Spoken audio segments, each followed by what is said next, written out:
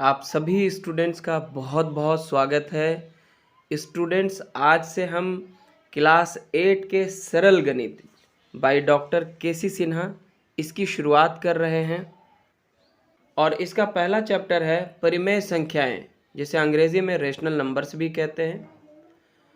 तो एक्सरसाइज को स्टार्ट करने से पहले हमें इसकी भूमिका यानी कि इंट्रोडक्शन को समझना ज़रूरी है। कुछ तथ्यों को समझना ज़रूरी है सो दैट कि आप एक्सरसाइज को आसानी से समझ सकें, आसानी से सॉल्व कर सकें।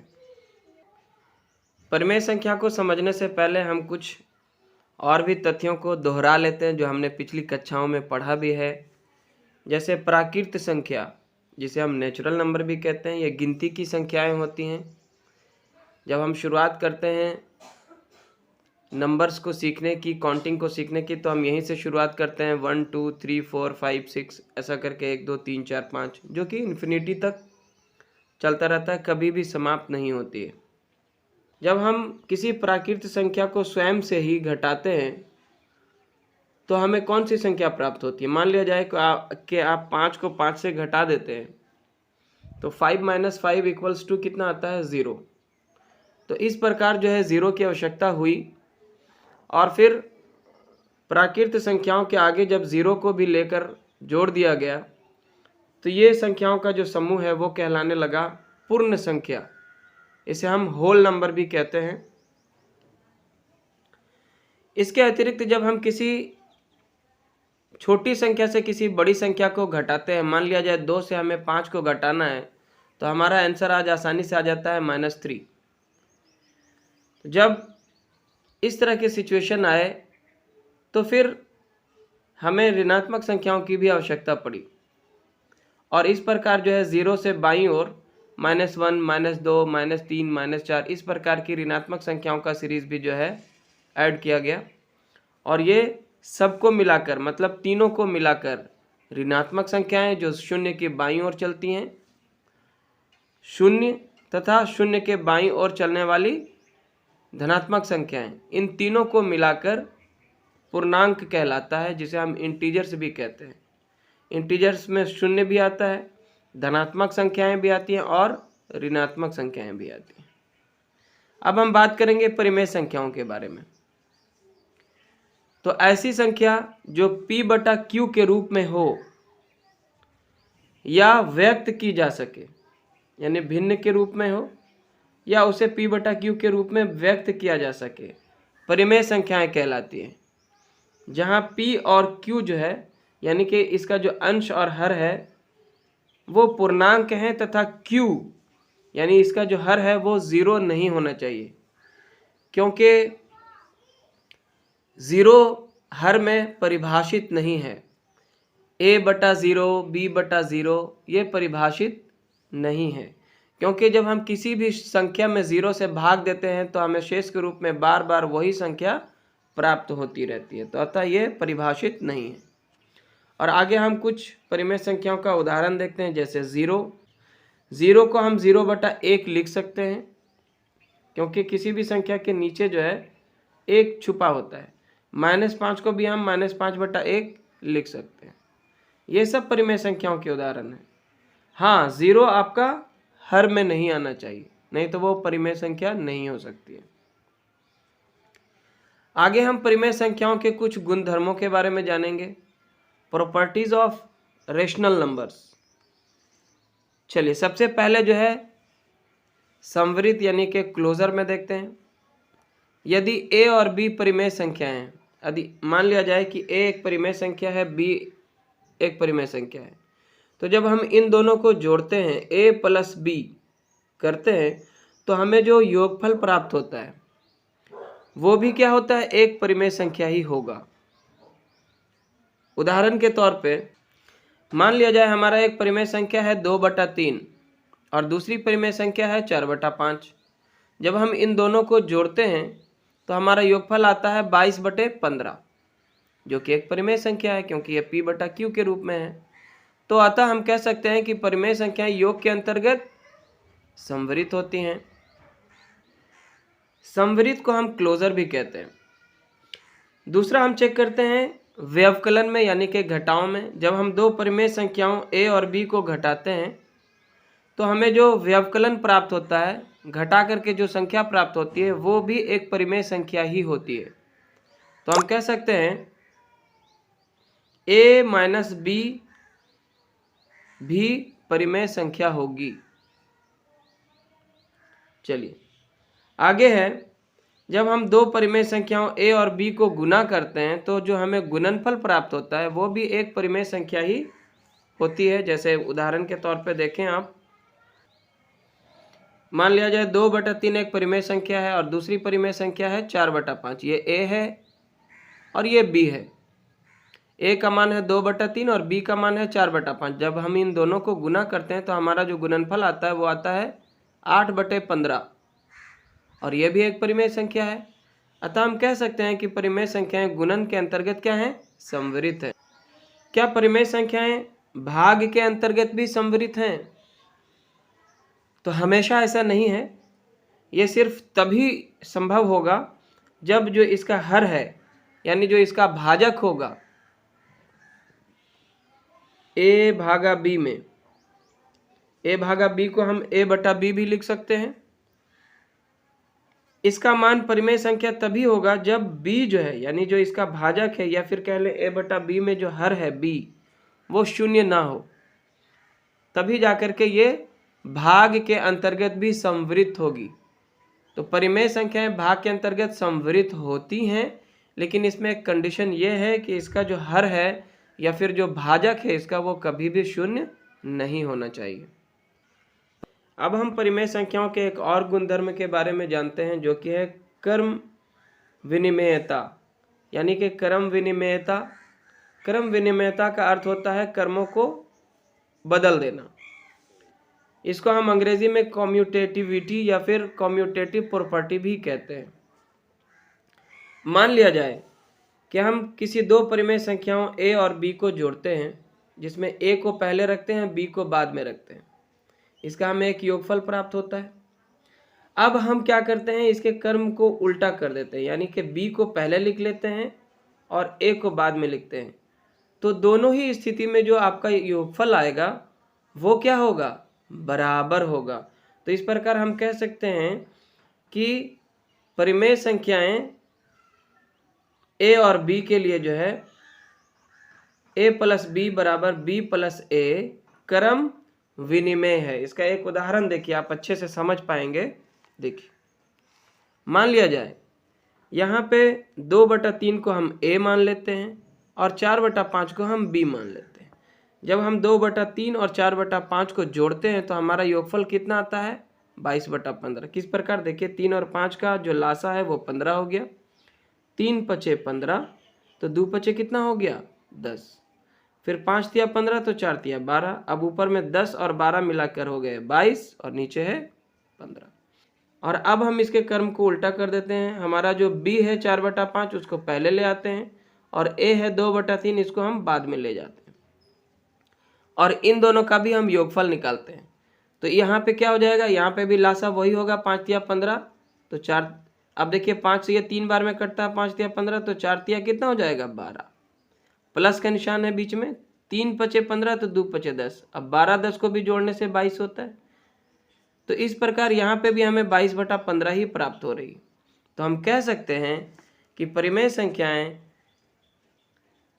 में योग जो है वो क्रम विनिमेय है।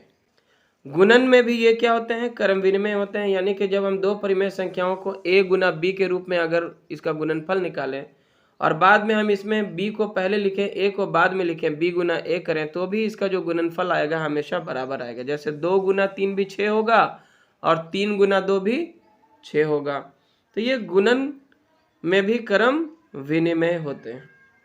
व्यवकलन और भाग में जो है परिमेय संख्याएं क्रम विनिमेय नहीं है। देखिए, जैसे देखिए यहाँ पे एक परिमेय संख्या हम लेते हैं 2/3 और इसमें से 4/5 जो दूसरी परिमेय संख्या है इसको घटाते हैं तो इसका मान हमें प्राप्त होता है -2/15। अब हम जब इसके क्रम को उल्टा कर देते हैं, 4/5 को पहले लिखते हैं और इसमें से घटाते हैं 2/3 तो इसका मान जो है हमें प्राप्त होता है वो 2/15 होता है। ये ऋणात्मक में आता है, ये धनात्मक में आता है। अतः हम कह सकते हैं कि परिमेय संख्याएं व्यवकलन के लिए क्या है, क्रम विनिमय नहीं है। परिमेय संख्याएं भाग के लिए भी क्रम विनिमय नहीं है। जैसे देखिए, मान लिया जाए 2/3 को हम भाग करते हैं 4/5 से पहले। आगे हम इसको लिख सकते हैं 2/3, और भाग के निशान को जब हम गुना के निशान में बदलते हैं तो अंश हो जाता है हर, और हर हो जाता है अंश, उल्टा हो जाता है। तो गुना का निशान देंगे तो 5 जाएगा ऊपर और 4 आएगा नीचे। इस प्रकार हमें जो गुणनफल प्राप्त होगा यहाँ पे वो होगा 10/12, 5 दूनी 10, 3 चौके 12। अब देखिए, जब हम इसके क्रम को उल्टा कर देते हैं, 4/5 को पहले लिख लेते हैं और अब इसमें भाग देते हैं हम कितना से, 2/3 से। तो ये हो जाएगा 4/5, और जब यहाँ गुना करेंगे तो 3 ऊपर जाएगा और 2 नीचे आ जाएगा। यहाँ पे हमको मिलता है 4 × 12/10। तो दोनों क्या बराबर है? ऑब्वियसली ये दोनों बराबर नहीं, यहाँ पे 10/12 है, यहाँ पे 12/10। तो अतः परिमेय संख्याएं भाग के लिए क्रम विनिमय नहीं होती हैं। और आगे है सहचर्यता, जिसको हम सहचारिता या फिर एसोसिएटिविटी या एसोसिएटिव प्रॉपर्टी भी कहते हैं। इसमें हम जब हम 3 संख्याओं को जोड़ते हैं तो इस प्रकार कर सकते हैं, पहली 2 संख्याओं को पहले जोड़ लेंगे और उसके बाद जो योगफल प्राप्त होगा उसमें तीसरी संख्या को जोड़ देंगे। अब हम क्या करेंगे, दूसरी ओर हम पहले एक संख्या को छोड़ देते हैं, पहली संख्या को, दूसरी और तीसरी को जोड़ लेते हैं। दूसरी और तीसरी संख्या को जोड़ने पर जो योगफल प्राप्त होगा उसको पहली संख्या से जोड़ लेते हैं। तो इस प्रकार हम देखते हैं कि दोनों ही स्थिति में मान क्या आता है, बराबर ही आएगा। गुना में भी यही होता है। मान लिया जाए कि हम पहली 2 संख्याओं को गुना पहले कर लेते हैं और उसके गुणनफल से तीसरी संख्या को गुना करते हैं। अब जो मान प्राप्त होता है, दूसरी ओर हम क्या करते हैं, पहली संख्या को रहने देते हैं, दूसरी और तीसरी को पहले गुना कर लेते हैं और उसके बाद उससे पहली संख्या को गुना करते हैं। इस स्थिति में भी जो हमें गुणनफल प्राप्त होगा वो दोनों ही बराबर होगा। तो इस प्रकार जो है हम कह सकते हैं कि सहचारिता जो है वो योग और गुणन में ही होता है। सहचारिता नियम परिमेय संख्याओं के लिए सिर्फ योग और गुना में ही काम करता है। व्यवकलन और भाग में सहचर्यता नहीं होता है। परिमेय संख्याओं के एक और गुणधर्म के बारे में जानते हैं, जिसको हम वितर्कता या डिस्ट्रीब्यूटिव प्रॉपर्टी कहेंगे। यदि ए, बी और सी परिमेय संख्याएं हो तो a × b + c equals to क्या होगा, a अगर बाहर हो, b + c ब्रैकेट के अंदर हो, तो हम इसको इस प्रकार लिख सकते हैं, a × b यानी कि ab हो जाएगा प्लस a × c यानी कि ac हो जाएगा। इस प्रकार लिखी गई संख्याओं को a × b + c equals to हम लिख सकते हैं ab + ac। ठीक है।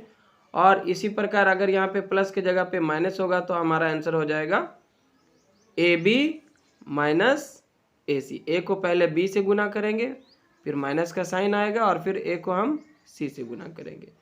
ये जो है वितर्कता या डिस्ट्रीब्यूटिव प्रॉपर्टी कहलाता है। आगे हम जानते हैं योज्य तत्समक, बहुत ही इंपॉर्टेंट है। योज्य तत्समक को हम अंग्रेजी में एडिटिव आइडेंटिटी भी कहते हैं। जब हम किसी परिमेय संख्या में 0 को जोड़ते हैं तो हमें वही परिमेय संख्या प्राप्त होती है, उसमें कोई अंतर नहीं होता। मान लिया जाए 5 में हम 0 जोड़ते हैं तो हमें 5 ही प्राप्त होगी। -2 में अगर हम 0 जोड़ेंगे तो हमें -2 ही प्राप्त होगी। अगर 1/2 में हम 0 जोड़ेंगे तो हमें 1/2 ही प्राप्त होगी। इस प्रकार 0 जो है वो परिमेय संख्याओं के लिए क्या है, योज्य तत्समक है। उसी प्रकार अगर हम गुणात्मक तत्समक की बात करें, मल्टीप्लिकेटिव आइडेंटिटी के बारे में, तो ये 1 होगा, 1 होगा। परिमेय संख्याओं के लिए 1 जो है वो गुणात्मक तत्समक है, यानी जब हम किसी परिमेय संख्या में 1 से गुना करते हैं तो उसमें कोई अंतर नहीं आता है। मान लिया जाए 10 में हम 1 से गुना करते हैं तो क्या प्राप्त होगा, हमें 10 ही प्राप्त होगा। 5/4 में अगर हम 1 से गुना करेंगे तो हमें 5/4 ही मिलेगा। इस प्रकार 1 जो है वो परिमेय संख्याओं के लिए गुणात्मक तत्समक है। आगे है योज्य प्रतिलोम, जिसको हम एडिटिव इन्वर्स भी कहेंगे। जब दो संख्याओं का योग शून्य हो तो वे दोनों संख्याएं एक दूसरे की योज्य प्रतिलोम होती है। एक बार फिर से समझिए, जब दो संख्याओं का योग जो है वो शून्य होते हैं तो दोनों ही संख्याएं एक दूसरे के क्या हैं, योज्य प्रतिलोम है। जैसे a बटा b में हम क्या जोड़ेंगे कि हमारा योगफल 0 आ जाए, तो a बटा b का योज्य प्रतिलोम जो है वो माइनस a बटा b होगा। a बटा b को जब हम माइनस a बटा b से जोड़ेंगे तो प्लस माइनस करके क्या हो जाएगा, 0 हो जाएगा। ये देखिए a बटा b को जोड़ रहे हैं हम माइनस a बटा b से, देखिए तो क्या होगा, a बटा b अपने जगह पे है, ये प्लस माइनस क्या हो गया, माइनस a बटा b। अब a बटा b एक पॉजिटिव में है एक नेगेटिव में है तो दोनों कट के क्या हो जाएगा, 0 हो जाएगा। तो किसी भी ऋणात्मक संख्या का योज्य प्रतिलोम क्या होगा, वही संख्या होगा धनात्मक रूप में, और किसी धनात्मक संख्या का योज्य प्रतिलोम क्या होगा, वही संख्या ऋणात्मक रूप में होगा। ठीक है।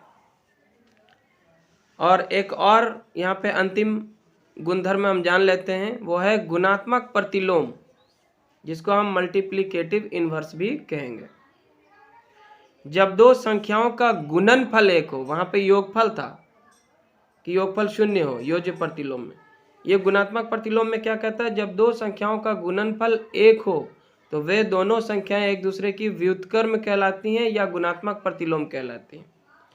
जैसे a बटा b का व्युत्क्रम क्या होगा, b बटा a होगा, क्योंकि जब हम a बटा b को b बटा a से गुना करेंगे तो इसका मान क्या हो जाएगा, b ऊपर नीचे कट जाएगा, a भी ऊपर नीचे कटा जाएगा, a भी ऊपर नीचे कट जाएगा, तो ऊपर भी एक नीचे भी एक, मतलब 1 बटा 1 को हम एक ही लिखते हैं, हर एक संख्या के नीचे तो एक छुपा ही होता है।